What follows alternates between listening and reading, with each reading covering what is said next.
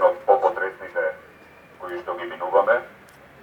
затоа што не се работи само за една жртва, се работи за 15 на само во изминатиот месец,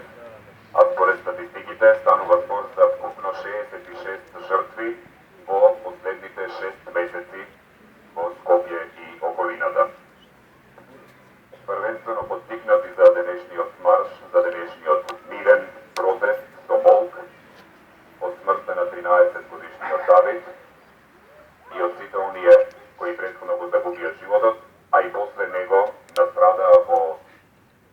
сообраќајни незгоди и се борат за живот, како што беше и последниот велосипедист пред 2 дена, кој што се бори се уште за живот на ургентниот центар. Кој што почина. Во ваквите изразувања најмногу одговорноста треба да се бара кај оние кои што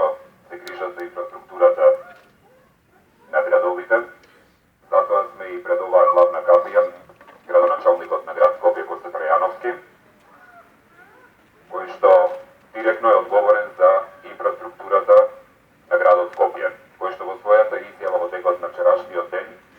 белеше дека се грижи за безбедноста на улиците, се грижи за безбедноста на граѓаните,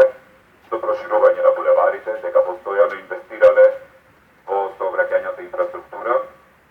но неговата грижа е исклучиво веројатно насочена само